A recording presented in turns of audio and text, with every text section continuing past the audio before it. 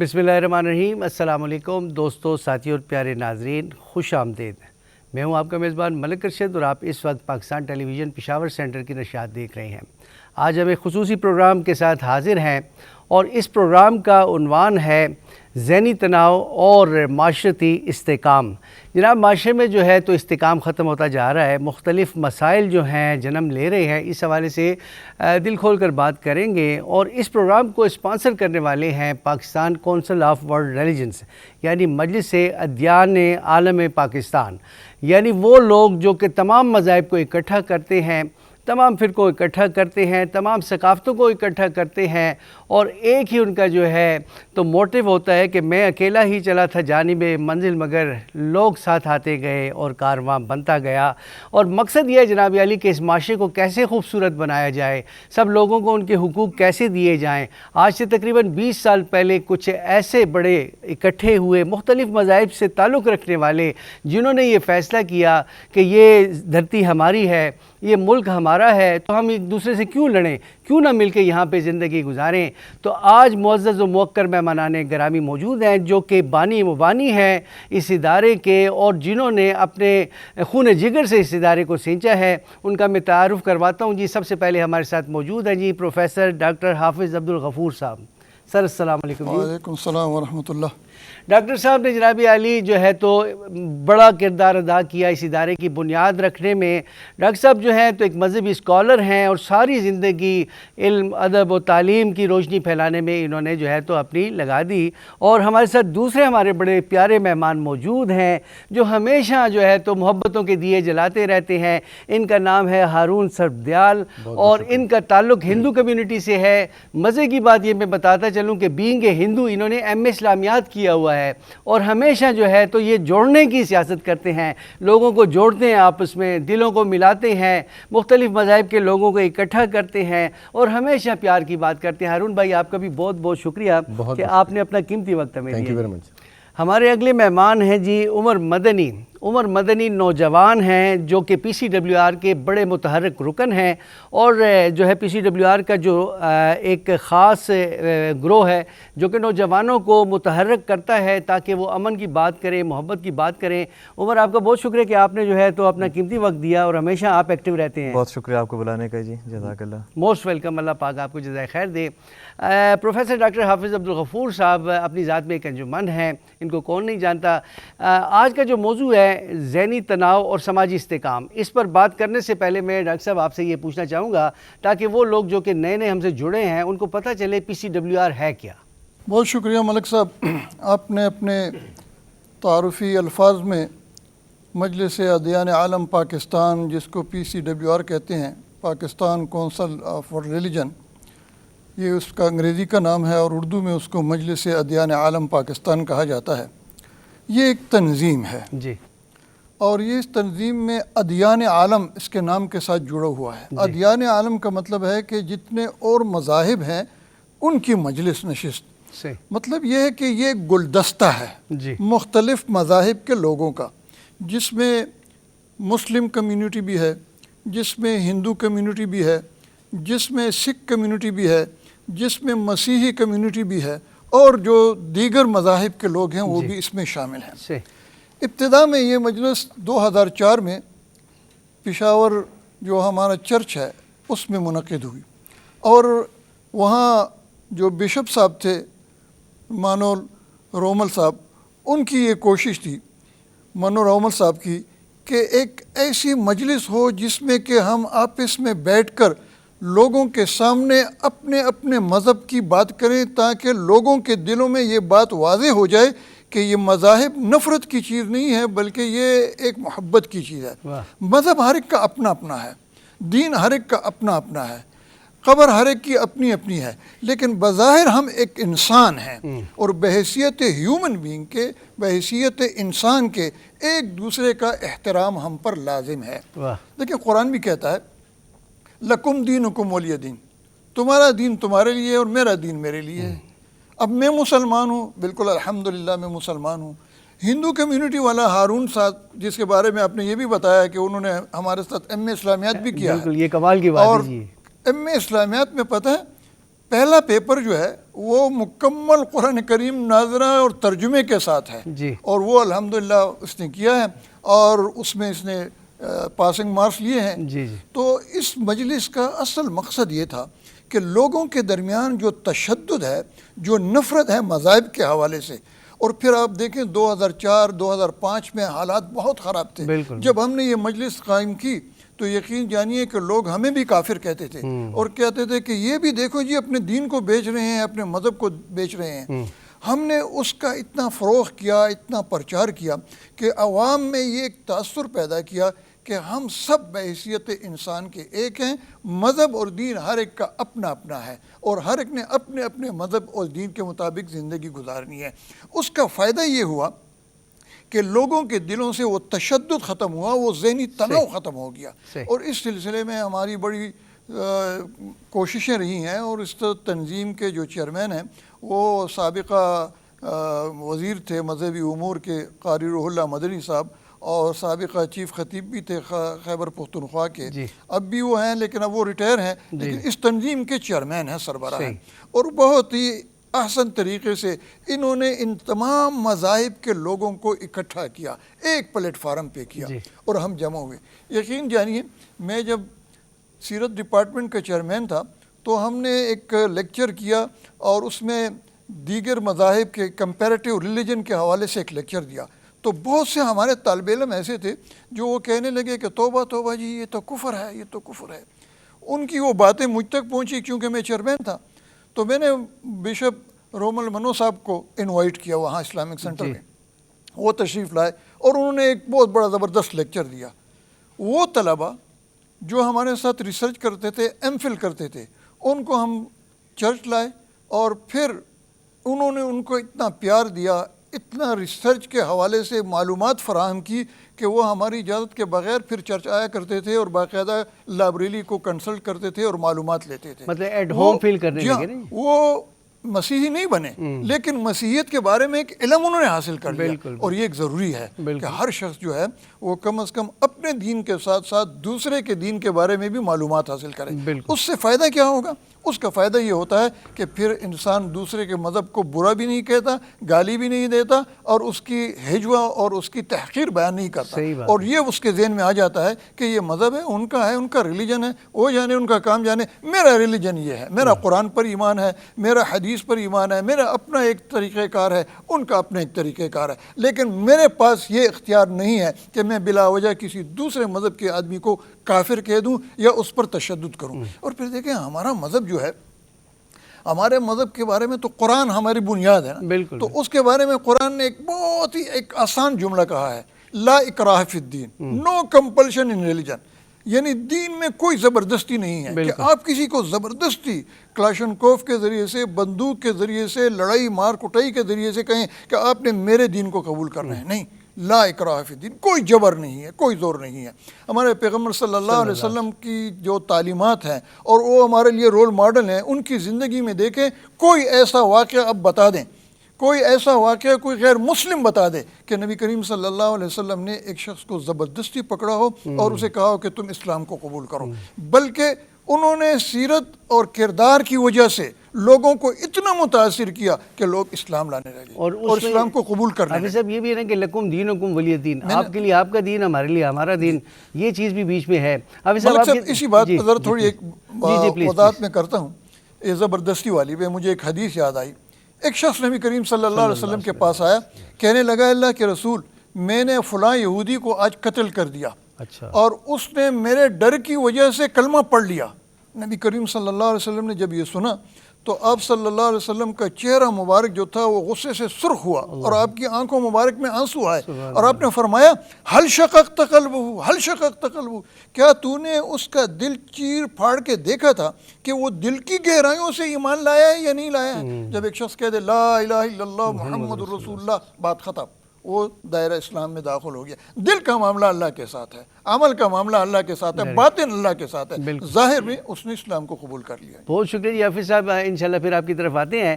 ہارون بھائی، آپ جو ہیں تو ہمیشہ محبت کے دیے جلاتے ہیں، آپ جو ہے تو مسلمز کو، ہندوؤں کو، کرسچنز کو، سب کو اکٹھا کرتے ہیں، سکھ برادری آپ سے بڑی محبت کرتی ہے، اور میں سمجھتا ہوں کہ پیوٹل ایک پوائنٹ ہے آپ نا۔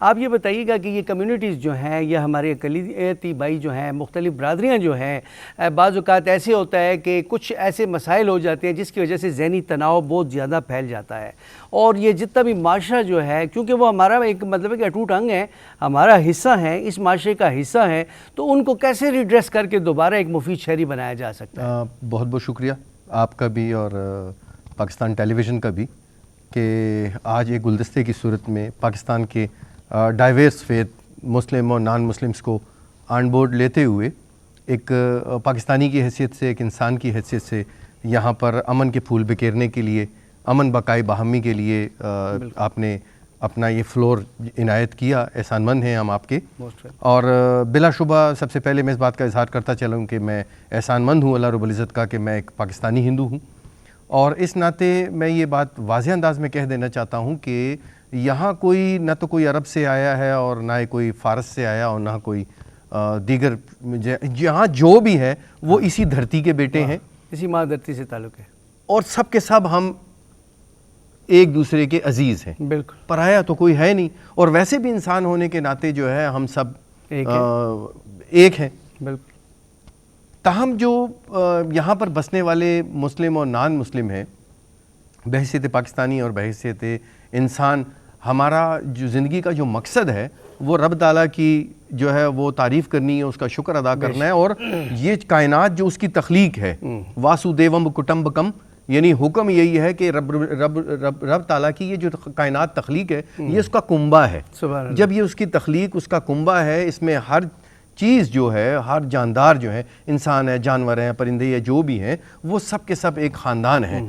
تو پھر جب ایک خاندان ہے تو ہم سب نے ایک دوسرے کی حفاظت کرنی ہے، اور اس زندگی کو احسن طریقے سے بڑھتے ہوئے دین، دنیا اور آخرت، یعنی جو مرنے کے بعد سورگ اور بیکنٹھ کا نواس ہے یا وہ پرلوک ہے، اس سب کو سدھارتے ہوئے ہم نے آگے بڑھنا ہے، اور ہم نے اسی سرزمین پر رہتے ہوئے مختلف عقائد کے ماننے والے پیروکارز ہیں، یہاں پر بستے ہیں پاکستان میں، ہم نے اپنے میرے جیسے استاد محترم نے فرمایا کہ اپنے دین کی تعلیمات کو فالو کرتے ہوئے بحیثیت پاکستانی ہم نے آگے بڑھنا ہے، اور اس کے انسانیت کے خلاف، پاکستان کے وقار کے خلاف یا دیگر جو ناہموار راستے ہیں، ہم نے کلیکٹیو ایفرٹ سے مل جل کر، جس طرح کے امہ کا تصور جو ہے آج سے 1447 سال پہلے جو ہے وہ نبی کریم محمد مصطفیٰ صلی اللہ علیہ وآلہ وسلم کی ذات اقدس کے ذریعے اسلام کی تعلیمات کی روشنی میں جو ہے وہ منظر عام پر آیا، اور اس کی بہترین مثال کہ اس دور کی جو جہالت کے دور کے جو لوگ تھے،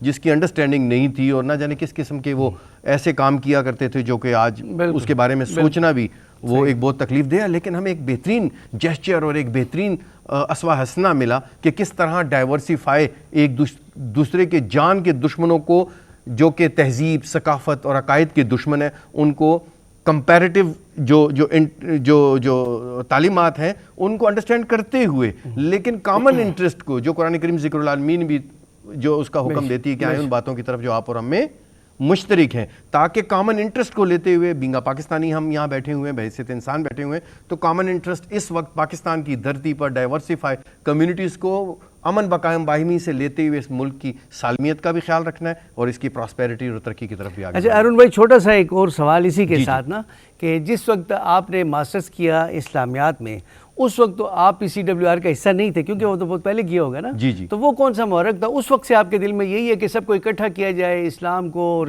مطلب ہے کہ اور جتنے بھی مطلب ہے کہ مذاہب کے لوگ ہیں سب، مطلب انٹر فیتھ اور انٹرا فیتھ، ان سب کو اکٹھا کیا جائے، اس وقت سے تھا کوئی عرض تھی دل میں؟ دیکھیں، میں یہ بار بار میں کہتا ہوں کہ میں رب کا شکر ادا کرتا ہوں کہ میں پاکستانی ہوں، اور اس سے بڑھ کر یہ احسان مانتا ہوں کہ مجھے خیبر پختونخوا کی سرزمین نصیب ہوئی، کہ یہاں پر اس دور میں ہندو، مسلم، مسیح سب ایک، یہ تو آج بگاڑ پیدا ہوا ہے، مطلب 80s کے بعد یہ نفرت اور یہ چیزیں پھیلنا ہوئی ہے، ورنہ اس دور میں جو اجرا اور جماعت اور یہ تمام چیزیں جو ہے ہم نے اکٹھے عیدیں، تہوار اور یہ سب کچھ جو ہے وہ اس کو سیلیبریٹ کیا ہے۔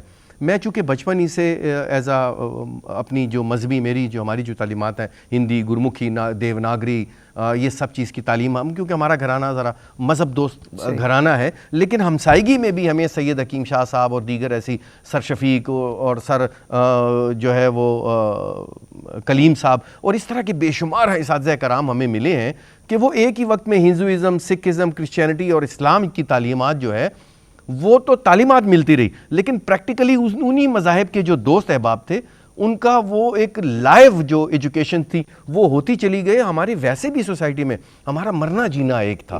ہمارا جب مرنا جینا ایک تھا تو جس کے درمیان میں کبھی کوئی نفرتوں نے کبھی جنم نہیں لیا.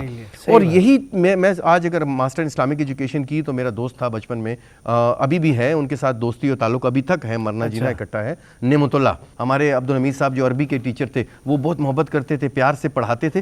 تو مجھے اپنی دینی تعلیم کے ساتھ ساتھ ان زبانوں کے ساتھ ہندی گرمکھی کے ساتھ ساتھ عربک میں بھی کبھی کوئی دشواری نہیں ہوئی. تو اس سے ہوا یہ کہ جو تفہیم ادیان اللہ رب یہ جو ٹائٹل ہے نا تفہیم ادیان یہ میرے استاد محترم ڈاکٹر حافظ عبد الغفور صاحب کا ایک امن کے لیے لوگوں کے لیے ایک بین الاقوامی امن کے لیے بہت بڑا میسیج ہے کہ ہمیں تفہیم ادیان کی طرف آنا چاہیے کہ مذاہب عالم کی تعلیمات کو انڈرسٹینڈ کرنا چاہیے تبھی ہمارے نزدیک جو ہے وہ بدامنی یا اس کا جو رجحان جو موٹیویٹ کرتا ہے وہ اس طرف نہیں آئے گا. تو مجھے کبھی راستے میں کبھی کوئی دشواریاں نہیں آئی اور میں اپنے مسافت جو ہے وہ طے کرتا چلا گیا. اور پھر مجھے ڈاکٹر قبلہ ایاز جیسی ہستی ملی ڈاکٹر معراج الاسلام صاحب جو ہے وہ ان کا شرف ہمیں قریب ملا. یعنی اللہ رب العزت نے مجھے وہ صحبت اور میرے کو جو کرم نوازی سے اساتذہ کرام کی اور ماحول میں مجھے ارد گرد جو ہے وہ ایسے چہرے ملے کہ جنہوں نے ہماری تربیت کچھ اس انداز سے کی کہ مجھے کبھی کچھ سمجھ ہی نہیں آئی کبھی کوئی دشواری ہی نہیں ہوئی مطلب مختلف مذاہب عالم کو انڈرسٹینڈ کرتے ہوئے. اور یہی بنیادی وجہ جو ہے بنی ہے انٹرفیتھ اینڈ ہارمنی کی پاکستان میں داغ بیل ڈالنے کی جہاں سے پاکستان میں پھر اس پر کام شروع ہوا. بلکہ میں یہ کہوں گا جی کہ فطرت جو ہے وہ خود ہی لالے کی ہنا بندی کرتی ہے اور اس کے علاوہ ناظرین کہتے ہیں نا جی کہ ہر آدمی الگ صحیح مگر امنگ ایک ہے لہو کا رنگ ایک ہے. تو ہم سب کے لہو کا رنگ ایک ہے چاہے اس کا کسی بھی مذہب سے کسی بھی فرقے سے تعلق ہو. جی سر انہوں نے ایک بات کی ہے تفہیم دین کے حوالے سے. تفہیم دین پر ہم نے ایک کام کیا اور یہ کام PCWR یعنی مجلس ادیان عالم پاکستان کے ذریعے سے ہوا. اس میں مسلمان مسیحیت ہندو سکھ جتنے مذاہب ہیں ان کے بارے میں جو ان کی تعلیمات ہیں ان سب کو میں نے اکٹھا کیا اور اس کو ایک کتابی شکل دی اور پھر مجلس ادیان عالم پاکستان نے اس کو شائع کیا اور وہ ہمارے پاس اب بھی موجود ہے جس کا ذکر ابھی ہارون صاحب نے کیا. وہ جو پڑھتا ہے تو وہ بہت خوش ہو جاتے ہیں کہ اس میں یہ پتہ چلتا ہے کہ اسلام کیا کہتا ہے مسیحیت کیا کہہ رہی ہے ہندوازم کیا کہہ رہا ہے سکھزم کیا کہہ رہا ہے.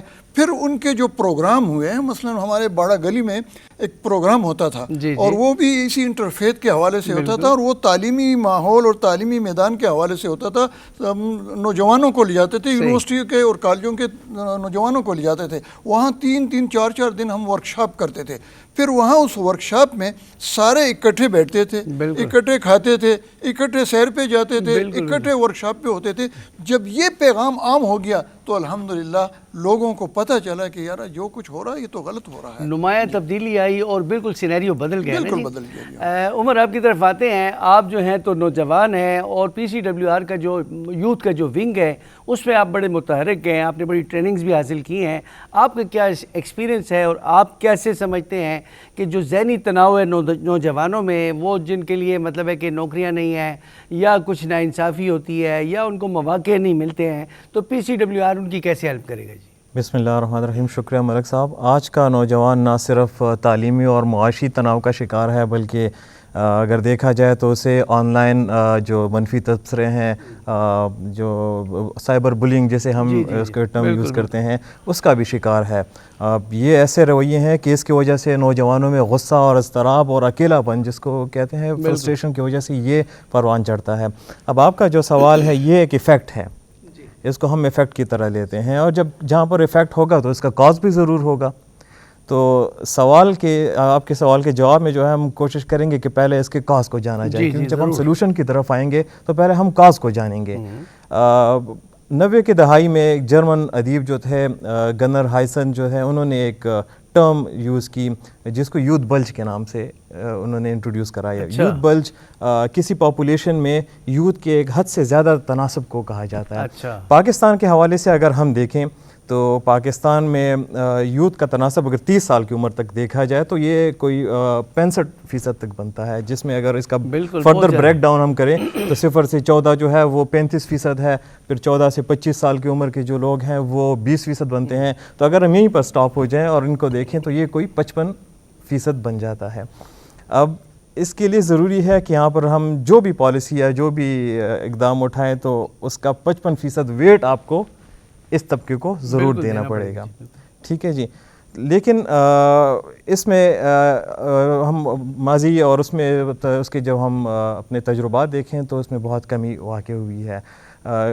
جو ہمارے منفی رویے ہیں ان کو اگر ہم کیٹر کرنے کی کوشش کریں سپورٹس کے حوالے سے یا دیگر مثبت جو سرگرمیاں ہیں ان کے حوالے سے, تو اس میں ہمیں بڑی مایوسی ہوتی ہے, کیونکہ ہم نے دیکھا ہے کہ انٹرنیشنل ایک سٹینڈرڈ یہ ہے کہ آپ ہر 10,000 بچوں کے لیے ایک کمیونٹی گراؤنڈ بنائیں. ٹھیک ہے جی. اس حوالے سے اگر ہم دیکھیں تو پاکستان میں آپ کو تقریباً کوئی 15,000 کے قریب کمیونٹی گراؤنڈز, یہ میں وہ گراؤنڈز بتا رہا ہوں کہ جن میں تھوڑا سا بہت انفراسٹرکچر موجود ہو. اگر اس سٹینڈرڈ کو 7,500 پر آپ لے آئیں تو آپ کو تقریباً کوئی 20,000 کی اسٹیڈیمز یا گراؤنڈز کی ضرورت ہے. انفارچونیٹلی پاکستان کے 258 ملین لوگوں میں 103 ملین لوگوں کو صرف کسی نہ کسی حوالے سے جو ہے کھیلنے کے مواقع کسی نہ کسی حوالے سے میسر ہیں. یہ میں ان مواقع کی بات کر رہا ہوں کہ جیسے دیہات میں آپ کو ایک ہموار میدان مل گیا, آپ نے وہاں پر پچ بنا کے کھیلنا شروع کر دیا. اور اس کے ساتھ ساتھ دیکھا جائے صرف 7% ہمارے وہ بچے ہیں کہ جن کو اسکولوں میں یا اپنے آس پاس کے علاقوں میں ایک آرگنائزڈ اور اچھے طریقے سے سپورٹس کی اور ایسی قسم کی دوسری فیسلٹیز مثبت کاموں کی وہ ان کو میسر ہے. تو یہ ایک بہت بڑا ہمارا طبقہ جو ہے نوجوانوں کا وہ ایسی سہولتوں سے محروم ہے. تو بے چینی پھیل رہی ہے, ہم یہ بے چینی بہت زیادہ پھیل رہی ہے. تو اس کو کیسے دور کرتے ہو؟ اس میں جو ہے تو PCWR کا کیا کردار ہے؟ PCWR کی اگر ہم بات کریں تو میں اگر اپنے شروع کی ٹریننگ سے بات کروں, جیسے حافظ صاحب نے بتایا کہ جیسے ہمیں شروع میں یہ باڑا گلی لے جایا کرتے تھے تو ہم نوجوانوں میں تھے, یہ ہمارے بڑے تھے, ہم ان کو دیکھتے تھے. یہ ایفیکٹ جو ہے ٹرکل ڈاؤن ایفیکٹ ہے. آپ اپنے بڑوں کو اگر لڑتا ہوا دیکھیں گے تو آپ بھی نیچے وہی رویہ ایپلیکیٹ کرنے کی کوشش کریں گے. جب ہم دیکھتے تھے کہ ہمارے بڑے ہمارے سامنے بیٹھے ہیں مختلف مذاہب سے اور یہ آپس میں جو ہے ایک بہت بہترین ماحول میں اور تعلیمی ماحول میں ایک دوسرے کو رسپیکٹ دیتے ہوئے ایک اچھا ماحول بنا رہے ہیں اور اس میں اپنے خیالات کا تبادلہ خیال کر رہے ہیں, تو وہی ماحول جو ہے نیچے جو ہمارے نوجوان تھے ہم کوشش کرتے تھے کہ انہی کو ریپلیکیٹ کیا جائے. انہی دنوں میں اگرچہ میں وہاں پر تھا تو میرے ساتھ ہارون صاحب کے صاحبزادے روہن صاحب بھی تھے, تو مجھے اندازہ تب نہیں تھا کہ ہندوازم یا سکھ ازم جو ہے ان کے کیا روایات ہیں یا بیس کن باتوں پہ کرتا ہے. ہم ان کے ساتھ بیٹھے, ہم نے ان کے ساتھ کھانا کھایا, ہم ان کے ساتھ گھومے پھرے, کھیلا, تو تب پتہ لگا کہ یار ہم ایک ساتھ کو ایگزسٹ کر سکتے ہیں. بلکہ میں نے خود دیکھا ہے جی, بہت سارے ہوٹلز میں, بہت سارے حالوں میں نوجوان ایک تھالی پہ ایک پلیٹ میں کھا رہے ہیں, ہندو کرسچنز مسلمان سارے نا جی. تو یہ میں سمجھتا ہوں کہ ایک بڑی کامیابی ہے PCWR کی. یہ ایک بہت مشکل کام تھا. پہلے دیکھیں جی, جب پہلے ایک دوسرے کے گلاس میں پانی نہیں پیتے تھے. اب ہمارے کالجز میں ایسے ہے کہ ہمارے ساتھ بڑے مطلب ہے کہ دوسرے مذاہب کے ساتھی ہیں تو ہم لوگ ایک ہی گلاس میں پانی پیتے ہیں. جب شروع کے دن تھے تو ہم میں ایک ہیزیٹیشن تھی. اب ایک کمرے میں آپ ان کے ساتھ ایک کمرہ شیئر کرتے ہیں, ان کے ساتھ ایک ہی اس پہ کھانا کھاتے ہیں, تو شروع کے دنوں میں وہ ایک ہیزیٹیشن تھی کہ یہ ہندو میں مسلم تو ہم کیسے وہ کریں گے. لیکن جب ہم نے اس کا جواب ہمیں بڑوں کی مجلس میں ملا, ہم نے بڑوں کی مجلس کو دیکھا, اسی کو ریپلیکیٹ کرنے کی کوشش کی اور الحمدللہ ہمیں اس سے بڑے اچھے جواب ملے, ہمیں حوصلہ ملا. آپ کی اسی بات کو ہارون بھائی آگے لے جانا چاہتے ہیں. ہاں, میں یہ کہنا چاہتا ہوں کیونکہ یہ میرے ساتھ خود ہوا کہ جب میں DI خان میں تھا تو ڈیلی میں اپنے جو میرے دوست ہوا کرتے تھے تو ظاہر ہے روزے سے ہوتے تھے, تو میری کوشش ہوتی تھی کہ صبح سحری کے وقت اور افطار کے وقت کی تیاری میں کروں. اچھا. تو بازار جانا اور DI خان کی گرمی آپ کو پتہ ہے, لانا اور سب چیزیں اپنے جو کوک تھا اس کے ساتھ مل کے تیار کرنا. لیکن شام کے وقت ہمارا جب افطاری ہوتی تھی تو ایک دوست اپنا سب کچھ اٹھا کر وہ الگ چلا جایا کرتا تھا. اچھا. باقی سب دوست ہم اکٹھے ہی افطار کیا کرتے تھے بڑی خوشی سے. آخر یہ 2-4-6 دن میں یہ نوٹس ہو گیا کہ بھئی یہ اٹھ کے چلا جاتا ہے. اس نے کہا کہ بھئی مجھے تو ہمارے کسی مولوی صاحب نے کہا ہے کہ آپ نان مسلمس کے ساتھ بیٹھ کے افطاری نہیں کر سکتے.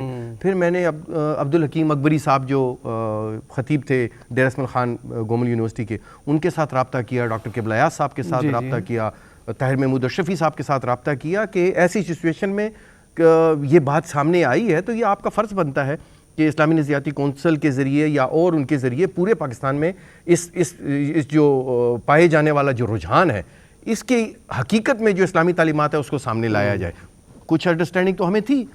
تو تب عبدالحکیم اکبری صاحب نے بھی اس کی نفی کی, اور اس کے ساتھ ساتھ ڈاکٹر قبلہ ایاز صاحب نے کہا کہ اگر حرام ہے یا وہ ان ہائیجینک ہے, وہ ہائیجین کے حفظان صحت کے اصولوں کے مطابق نہیں ہے, تو وہ خوراک آپ اپنے سگے بھائی کے ساتھ بھی نہیں کھا سکتے. وہ تو کہیں بھی لیکن اگر وہ پاکیزہ ہے, وہ حلال کی کمائی پر مبنی ہے اور حلال طریقے سے جو ہے وہ اس کو بنایا گیا ہے اور کھایا جا رہا ہے, تو اس میں مسلمز اور نان مسلمز کا آپس میں اس کو مل جل کے کھانے پہ خدا نخواستہ کسی قسم کا کوئی اعتراض نہیں ہے. تو ہم یہ ایک بہت بڑا کویسچن ہے جو ہمارے درمیان ایک نفرت کا باعث بنتا ہے. لہٰذا اس طرح کے رجحانات اور بھی بہت سے ہیں جن کو دور کرنے کے لیے ہماری جو خاص طور پہ اسلامی نظریاتی کونسل جو ہے وہ ایک آئینی آرٹیکل 228 کے ذریعے بننے والا ادارہ ہے, اس کے ذریعے یا ہمارے محترم حافظ عبدالغفور صاحب کے ذریعے کہ جو کہ خود ایک بہت بڑی جید شخصیت ہیں اور اکثر ایشوز پر بے شمار حوالوں کے ذریعے وہ ہمیں گائیڈ کرتے ہیں. تو ہم سمجھتے ہیں کہ اس طرح کی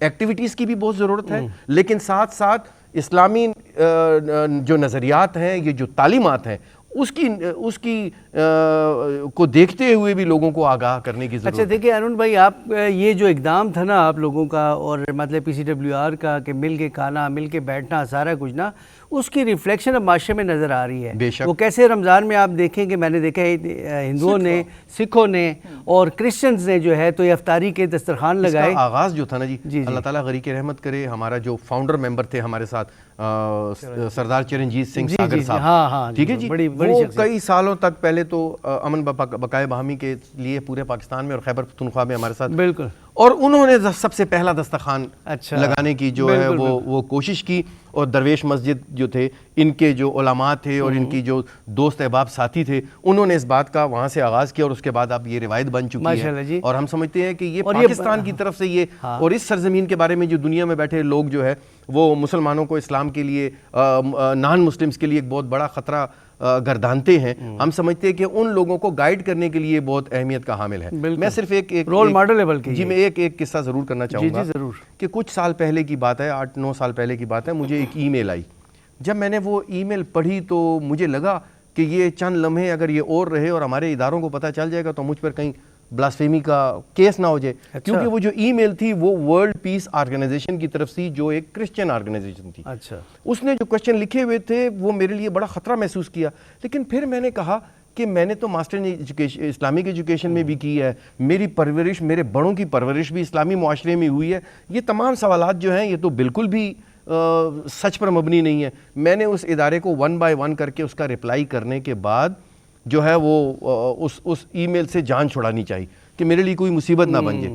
ایک ہفتے بعد ورلڈ پیس آرگنائزیشن نے مجھے میرا ایک لیٹر کیا اور اس میں مجھے میرا شکریہ بھی ادا کیا, اور انہوں نے یہ بتایا کہ بھئی امریکہ کی ریاستوں میں اسلام کے بارے میں کوئی بھی منفی بات پر یقین لینا کوئی تعجب نہیں ہے, کیونکہ یہاں وہ روٹین کی چیزیں نہیں ہیں. لیکن آپ نے جن ہمارے کویسچنز کا آنسر کیا ہے یہ ہمارے لیے بہت قیمتی ہے, اور ہم نے اپنے 5 کانٹیننٹ کے 48 ممبر کنٹریز کے 4000 جو کرسچن پریسٹ ہیں, جو مذہبی ہمارے جو شخصیات ہیں, ان کو یہ میسج کنوے کر دیا ہے. اور جو ہمارے منفی کویسچن اسلام کے بارے میں تھے وہ ہمارے دور ہو گئے ہیں, اور اب ہم آپ کے ساتھ کام کرنا چاہتے ہیں.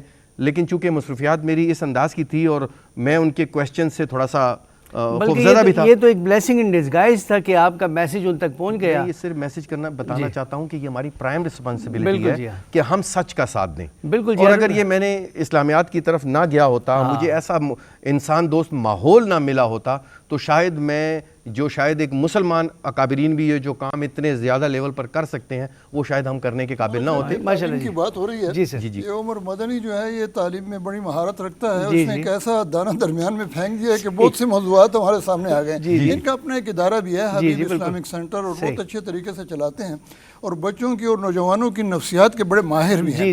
انہوں نے ایک بات جو کی اس سے ایک بات میرے ذہن میں بھی آ گئی ہے, اور وہ یہ ہے کہ اکثر جب ہم اس PCWR میں پروگرام وغیرہ کرتے ہیں تو اس میں انٹرافیت کے لوگ بھی ہیں. جی جی. ایک تو انٹرفیت ہے نا, جی جی. ایک انٹرافیت انٹرفیت کہ مسلمانوں کے درمیان جو گروہ ہیں, جیسے شیعہ سنی ہو گئے, جیسے شیعہ سنی ہو گئے, دیوبندی بریلوی ہو گئے. جی جی.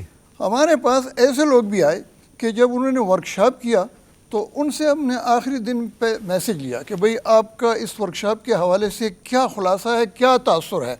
تو وہ کہتے تھے کہ جی ہم تو ایک دوسرے کو کافر کہتے تھے, اور یہاں آپ کا دیکھا تو ایک تو دوسرے کے ہم بھائی ہیں, ایک دوسرے کے پیچھے تو ہم نے نمازیں شروع کر دی ہیں, بلکہ وہ جو ایک دوسرے کے پیچھے نہیں پڑھتے تھے زبردستی اس کو آگے کرتے تھے, اس کے پیچھے اٹھتے. یہ ایک تاثر پیدا ہوا, یہ ایک اچیومنٹ ہے, یہ PCWR کا بہت بڑا کارنامہ ہے. آپ صاحب اسی کو میں تھوڑا سا ذرا سا مولڈ کرتا ہوں تاکہ اس کا کینوس براڈر ہو جائے. ہمارا اگلا جو کویسچن ہے یا ہمارا اگلا جو سیگمنٹ ہے نا, اس میں یہ آپ سے یہ پوچھنا چاہتا ہوں کہ انکلوسیونیس جو ہے نا جی, مثال کی بات ہے کہ ایک بندہ ہے گیسٹارڈ, اس کا نام ہے, مغربی مفکر ہے, وہ کہتا ہے کہ آپ ایک تختہ رکھ دیں اور 4 لکڑیاں رکھ دیں, اس کو کوئی بھی میز نہیں کہے گا, آپ کو اسے اٹھانا پڑے گا اور میخوں کے ساتھ ٹھونکنا پڑے گا تو وہ میز بن جائے گی نا جی. تو یہ جو ہے تو مطلب انکلوسیونیس ہے.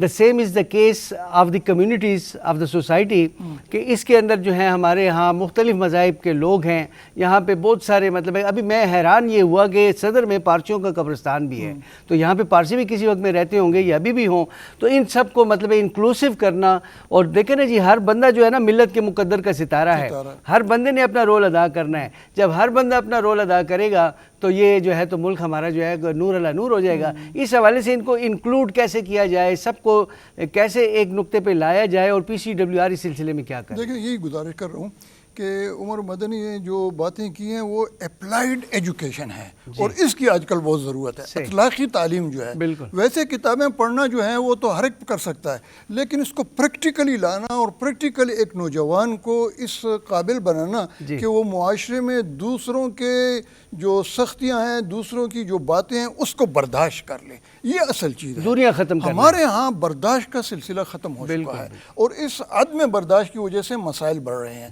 تو جب تعلیمی ماحول میں آپ کے ساتھ دیکھیں کلاس میں مختلف مذاہب کے لوگ ہوتے ہیں, بالکل ہوتے ہیں جی, اور وہ آپ کے ساتھ آپ کے بینچ کے کلاس فیلو ہوتے ہیں, بیک فیلو بھی ہوتے ہیں, آپ کے ساتھ کھیلتے بھی ہیں, آپ کے ساتھ جس طرح انہوں نے بتایا کمرے میں بھی ہوتے ہیں, آپ کے ساتھ جو ہے گھومتے بھی ہیں, سب کچھ ہوتے ہیں. یہ اپلائیڈ ایجوکیشن ہے, اپلائیڈ وہ ہے. تو اس طریقے سے اگر ہم جو نان مسلم ہیں ان کو اپنے ساتھ لائیں گے تو ہمارے ان تعلیمی ماحولوں میں جو عدم برداشت کی صورتحال ہے یہ ختم ہو جائے گی, یہ ذہنی تناؤ جو ہے یہ ختم ہو جائے گا. اور ہمارا موضوع بھی سماجی تقسیم اور تشدد کے حوالے سے تھا, اور سماجی تقسیم کہتے بھی اس کو ہیں کہ اس میں مختلف قسم کی سماج کے لوگ ہوں, سوسائٹی کے لوگ ہوں, اور وہ تقسیم ہو, کسی کا ایک گروہ ہو, کسی کا دوسرا ہو, کسی کا, لیکن مطمع نظر ایک ہو, اور وہ ہو امن, وہ ہو اخوت, وہ ہو بھائی چارہ, وہ ہو ایک دوسرے کے ساتھ پیار اور محبت. اور PCWR کا یہی اصل مقصد ہے. PCWR نے اس حوالے سے مختلف کالجوں میں, مختلف یونیورسٹیوں میں کانفرنسیں کی. پھر PCWR نے ان کے داخلوں کے حوالے سے مختلف یونیورسٹیوں کے وائس چانسلروں سے ملاقات کی. میں خود اس میں موجود تھا. اور پھر ایسے ہیں ہمارے ساتھ وائس چانسلر آئے کہ انہوں نے کہا کہ جی کوٹے کی ضرورت ہی نہیں, لاؤ آدمی کتنے ہیں آپ کے پاس. اچھا, اور آدمی نہیں ہے کہ ہم ان کے پاس لے جائیں. کوٹا جتنا مقرر ہے اس سے 2 چند ہو گیا ہے, اور الحمدللہ وہ سب کے سب ہمارے پاس اس کا ریکارڈ موجود ہے. ان کو ہم باقاعدہ کہتے ہیں کہ کوئی ایسا نان مسلم ہو جس کو داخلہ نہ ملا ہو مائنارٹی سیٹ پر یا کسی وجہ سے, آئے دیکھتے ہیں ہم اس کا داخلہ دیتے ہیں, لیکن ابھی تک ہمارے پاس کوئی ایسا نہیں آیا. اس کا مطلب یہ ہے کہ سب کو داخلہ ملتا ہے. مطلب ہے کہ جو اکثریت ہے یعنی مسلم برادری جو ہے وہ ایک بڑے بھائی کا رول ادا کر رہی ہے. ایسا ادا کر رہی ہے کہ ان کو 2 فائدے ہیں. 2 فائدے یہ ہیں کہ ایک تو وہ میرٹ میں بھی مقابلہ کر سکتے ہیں. میرٹ میں میرا بیٹا اور وہ, اگر اس کے نمبر زیادہ ہیں تو وہ زیادہ آئے گا, اس کا داخلہ ہوگا, میرا بیٹا رہ جائے گا. اور اگر وہ میرٹ میں نہیں آتا تو ان کی اپنی جو مائنارٹیز کی سیٹیں ہیں اس کو 2 چند کر دیا گیا ہے, اور وہ بھی خالی پڑی ہوئی ہیں. تو اتنا PCWR نے کام کیا ہے کہ سارے وائس چانسلروں کے ساتھ ہماری ملاقاتیں ہوئی ہیں.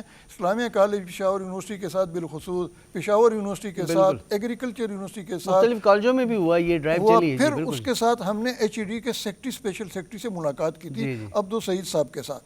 اس کے ساتھ میں اور قاری رولہ صاحب جو ہمارے چیئرمین ہیں ہم گئے تھے, اور ہماری تنظیم کے اور ساتھی بھی تھے, ان کے ساتھ ہماری بات ہوئی. انہوں نے اس کو نوٹ کیا اور ایک نوٹیفیکیشن کیا پورے صوبے کے کالجوں کو کہ جتنے مائنارٹیز ہیں ان کو آپ نے داخلہ دینا ہے. اور پھر انہوں نے ہم سے پوچھا کہ جی بتاؤ کوئی مائنارٹیز کا ایسا ہے جس سے داخلہ نہ ملا ہو.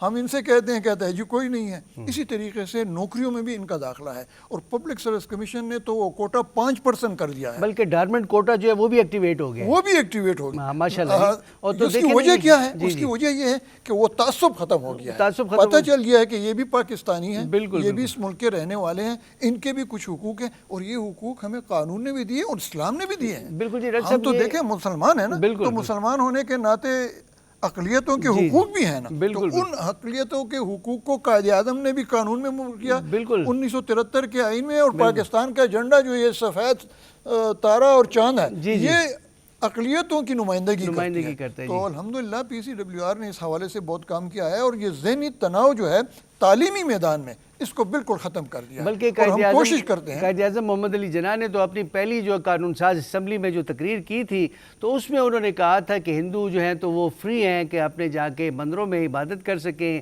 اور کرسچنز فری ہیں کہ وہ جا کے اپنے گرجا گھروں میں جو ہے تو عبادت کر سکیں, اور مسلمان فری ہیں کہ وہ اپنی مسجدوں میں جا کے عبادت کر سکیں. انکلوسیونیس کی, یعنی سب کو اکٹھا کرنے کی جو بات ہم کر رہے تھے, تو حافظ صاحب یعنی ایک ڈاکٹر ہے, بڑا ہی ایکسپرٹ ہے, اور کرسچن ہے یا ہندو ہے, اگر ہم مثال کی بات ہو ہم سے ڈرتا ہے یا ہم مطلب قربتیں نہیں ہیں, تو وہ تو ضائع ہو جائے گا نا. تو یہ جو ہے تو میں سمجھتا ہوں PCWR کا بہت بڑا کردار ہے کہ سب کو اکٹھا کر رہے ہیں.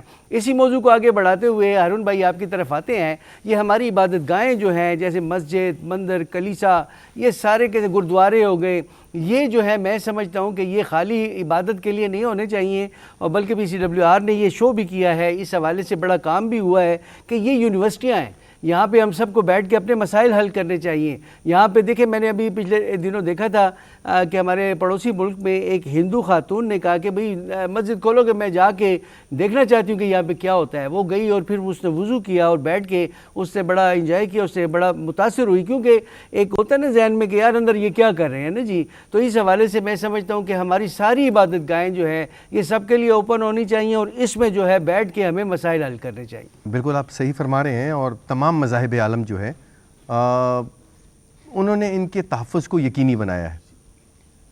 اور ہم سمجھتے ہیں کہ پاکستان دنیا کے ایک خطوں میں ایک ایسی مقام پر ہے کہ جس کو اللہ رب العزت نے بہت زیادہ بے پناہ جو وسائل ہیں اور کی صورت میں ہمیں انعام فرمایا ہے. اور اگر آپ جارج مارشل کو دیکھتے ہیں تو اس کی بھی تحقیقات اور اس کی جو سٹیٹمنٹس جو ہے نا وہ واضح ہے کہ سندھو دیش جو ہے بیسیکلی وہ یہ ہے جو لگ بھگ کوئی 7 سے لے کر 11 تہذیبوں کا وارث رہا ہے. اور اگر آپ دنیا کے نقشے پہ مختلف مذاہب دیکھتے ہیں تو بیشتر مذاہب کی جو بنیاد ہے وہ پاکستان ہے. وہ چاہے آپ بدھزم کو دیکھ لیں, وہ آپ سکھزم کو دیکھ لیں, وہ جین اور ہندوازم کو دیکھ لیں, تو وہ اور ان سے جڑے جو آرکیالوجیکل اور جو تاریخی آرٹ, آرکیٹیکچر اور ہسٹری اور آرکیالوجی کو دیکھتے ہیں تو وہ مقامات بھی ہمارے ہی پاس ہیں, ورثہ ہے ہمارا. اور جب آپ اس کی مثال کے طور پر اب خانپور کی جو ہماری جو مقام ہے پاکستان میں موجود ہے, اگر اس کی جو 5 بار جو اس کی کھدائی ہوئی ہے, تو ایک تو آپ اس جگہ کو دیکھتے ہیں تو وہ ہر اس قدیم زمانے میں جو اس دور کے مذاہب تھے وہ سب ایک ایک دیوار کے ساتھ جڑے ہوئے تمام دنیا کے مذاہب کی وہ عبادت گاہ موجود ہے. یہ خانپور ڈیم خانپور ڈیم ہے اس کے جی سرکپ اور سرکپ میں نا, سرسک میں. اور پھر دوسرا آپ اس کو یہ دیکھتے ہیں کہ اس کی 5 بار کھدائی ہوئی لیکن اس میں اسلحہ نہیں نکلا. اچھا, یہ کیا اچھی بات ہے, لیولیہوڈ کی چیزیں ہی نکلی. یعنی یہ خطہ اپنے اوزاروں اور اپنی آرٹیزنز میں دنیا میں اتنا مقام رکھتا تھا کہ روم اور جو مختلف جو وہ تھی اس کے لیے یہ ایک بہت بڑی ہب تھا, ایک ٹیکسلا. اور اس کے بعد دوسرا ہب جو تھا وہ ہمارا پشاور جو تھا. لگ بھگ 5 سے 7 تہذیبوں نے تو اس کا بھی نام مختلف اس کی وجہ سے یہاں پر جو ایکٹیویٹیز ہوتی تھیں اس کی وجہ سے چینج کیا.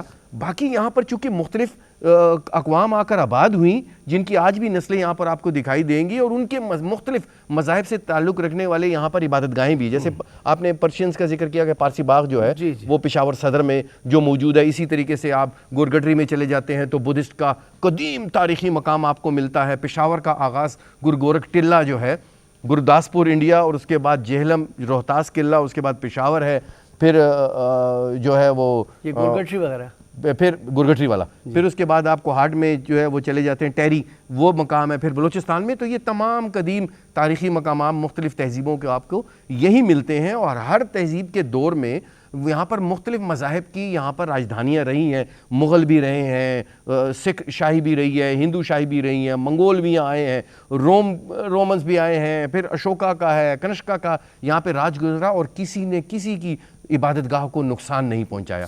یہی وجہ ہے کہ آپ گورکٹری کو دیکھتے ہیں یا آپ مانسیرا میں ٹیمپل کو دیکھتے ہیں تو اس کا جو آرکیٹیکچر ہے اس میں اسلامی رنگ بھی ہے اور سکھ رنگ بھی ہے اور ہندو رنگ بھی ہے، کسی نے اس پر اعتراض نہیں کیا. اور اسی طرح آپ اس مقام کے بعد دنیا کے نقشے پر ایبٹ آباد کو دیکھتے ہیں تو ایبٹ آباد میں جو قدیم بازار ہے اس کی ایبٹ آباد میں گردوارہ گلی کی جامع مسجد اور گردوارے کی جو دیوار ہے ایک ہے، 12 فیٹ کے فاصلے پر آریہ سماج کا ہندو مندر ہے، 30 میٹر کے فاصلے پر سینٹ ڈیوک چرچ ہے، جو اس بات کی عکاسی کرتا ہے کہ یہاں کے جو باشندے تھے، اس سرزمین کے جو بیٹے تھے، وہ مختلف بھلے مذاہب کے تھے لیکن ایک ہی وقت میں اذان بھی ہوتی تھی، گھنٹے بھی بجتے تھے اور وہاں پر جو ہے وہ اپنی اپنی سنکھ بھی بجتے تھے. لیکن وہاں پر کبھی کوئی تاریخ میں ایسا کوئی واقعہ جو ناخوشگوار ہو وہ آپ کو کہیں دکھائی دے. اور اسلامی تعلیمات میں بھی بے شمار مسائل آپ کو حل اس کے ملتے ہیں جہاں پر مختلف عبادات کو جو تباہ کیا گیا ہے اس کو اپنے ہاتھوں سے انہوں نے دوبارہ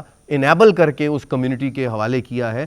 غرض اس بات کی ہے، جیسے میرے استاد محترم فرماتے ہیں، کہ تفہیم ادیان کی ضرورت ہے. آج اب جن چیزوں کا عمر بیٹے نے ذکر کیا یا سر کر رہے ہیں یا ہم مذہبی اقلیتی کمیونٹی بے پناہ ترقی ہوتے ہوئے دیکھ رہے ہیں اور بڑا ریپڈلی ہوتے ہوئے دیکھ رہے ہیں، یہ صرف اور صرف ان 22 سال میں ممکن ہوئی ہے. کیونکہ مس پرسیپشنز اور انکمپلیٹ انفارمیشن لوگوں کے درمیان میں تھی اور خواہ ایک دوسرے کے دشمن بنے ہوئے تھے، اپنے ہاتھ سے قلم چھوڑ کر کلاشنکوف پکڑ کے اپنوں ہی کو مارتے آ رہے ہیں. لیکن جب Pakistan council of world religion نے MMA کی گورنمنٹ میں جب کانفرنسز شروع کی پروونشل لیول پر، نیشنل لیول پر، لوکل سطح پر، لوگوں کو ایک دوسرے کے ساتھ انٹریکٹ کروایا، ان کے درمیان جو مس پرسیپشنز ہیں ان کو دور کیا، آج ہندوؤں سے، مسیحوں سے، سکھوں سے زیادہ تیزی سے ان کے لیے جو کام ہو رہے ہیں وہ ہمارے مسلمان بھائی چارہ کر رہے ہیں. آج پاکستان کی جو سپیڈ 70 سال میں وہ نہیں تھی، ان 7 سالوں میں جو ترقی کی ہے، بے شک وہ 70 سال میں جو نقصان ہوا ہے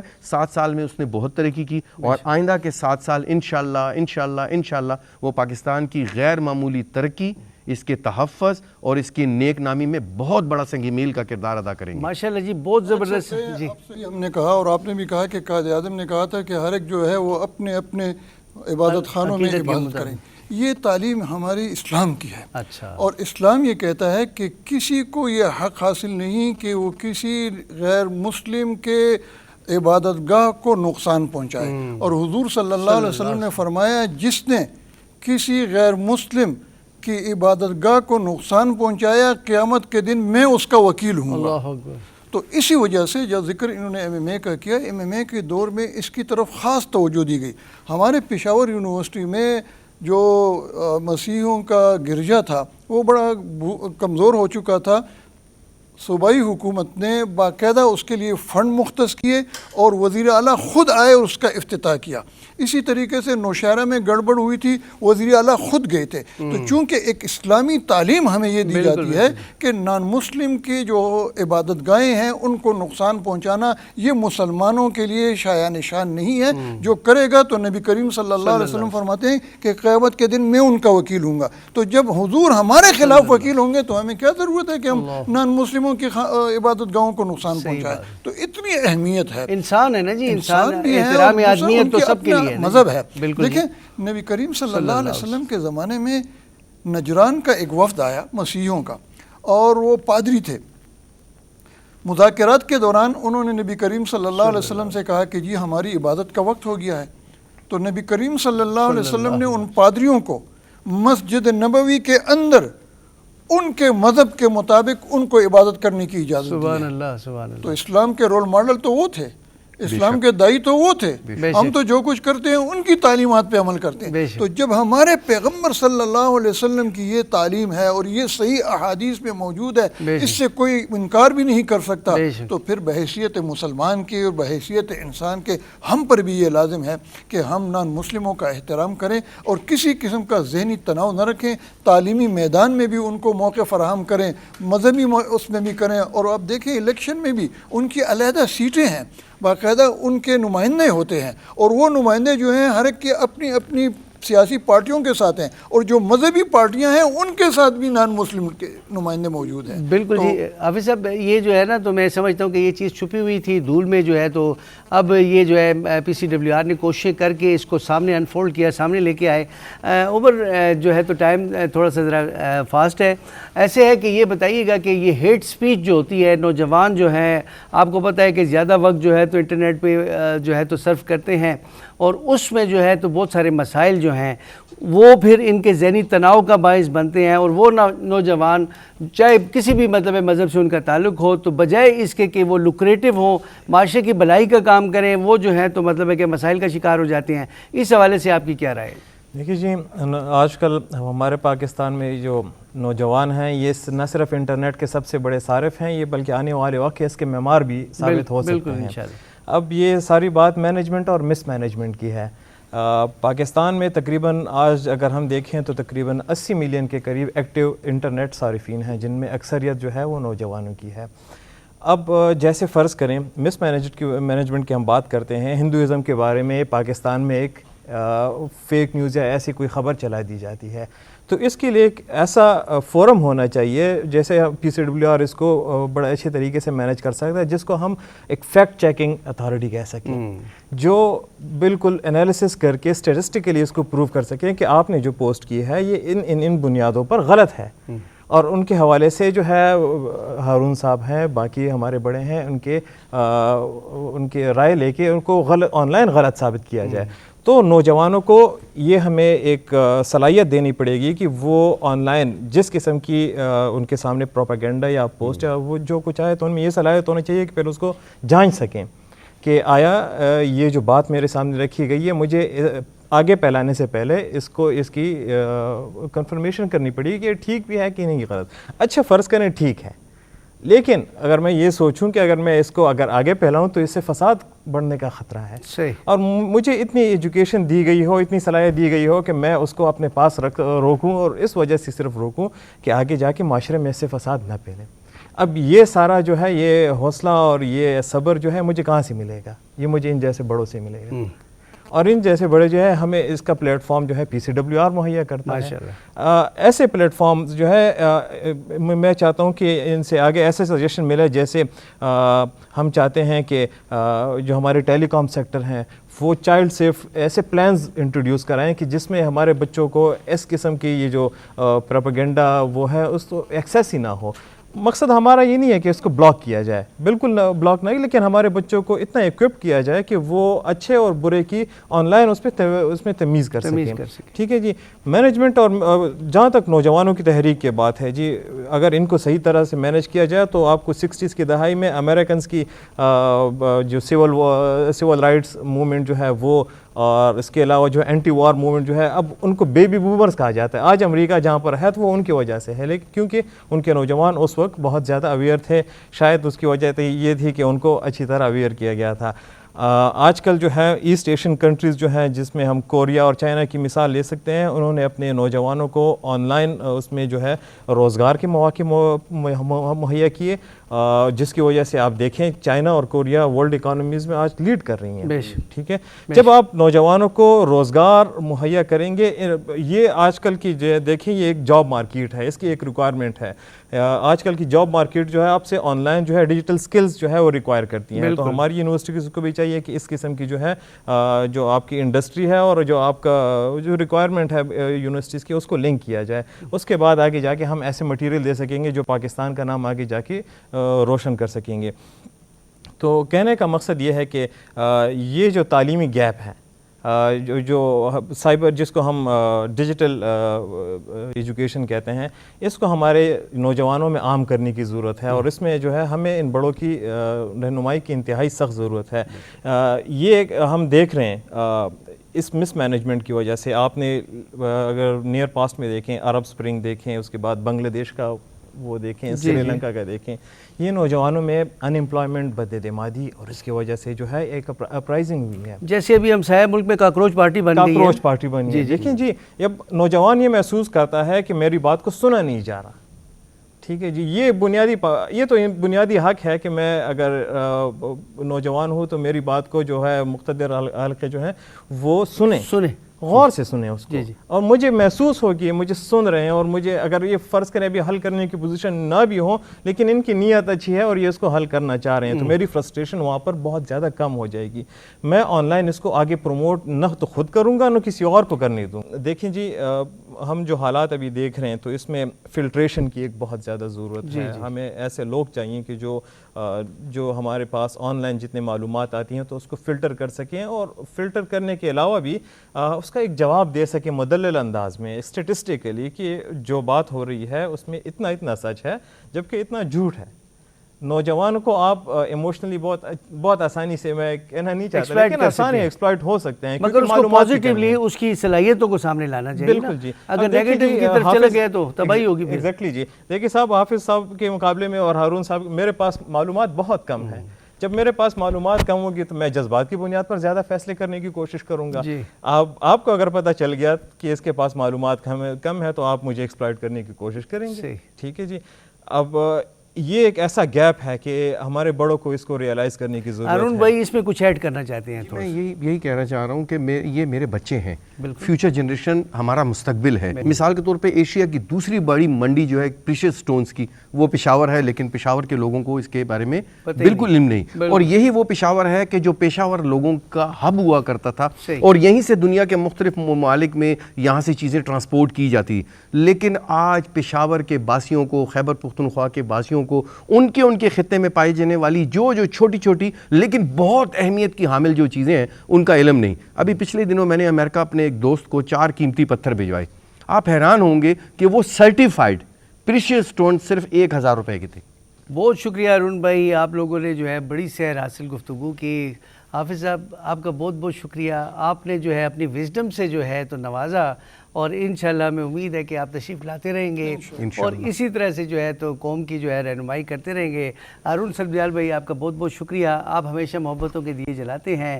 عمر عادل، آپ نوجوان ہیں اور نوجوانوں کی جو ہے نمائندگی کرتے ہیں، اور ہمیشہ انشاءاللہ جو ہے تو آپ کو بھی جو ہے تو دعوت دی جائے گی کہ آپ جو ہے تو آئیں اور نوجوانوں کا جو مقصد ہے اور ان کا نظریہ جو ہے اسے پیش کریں۔ ناظرین، جو عمارتیں ہوتی ہیں یا مادی ترقی ہوتی ہے، اس سے جو ہے ذہنی تناؤ کم نہیں ہوتا۔ ذہنی تناؤ تب کم ہوتا ہے جب دل قریب ہوں، ایک دوسرے کے قریب ہو جائیں، اور جب دل قریب ہو جاتے ہیں تو معاشی اور معاشرتی استحکام بھی جو ہے تو جنم لیتا ہے۔ اسی پیغام کے ساتھ اپنے میزبان ملک ارشد کو اجازت دیں، انشاءاللہ بشرط زندگی پھر ملاقات ہوگی جی۔ اللہ حافظ۔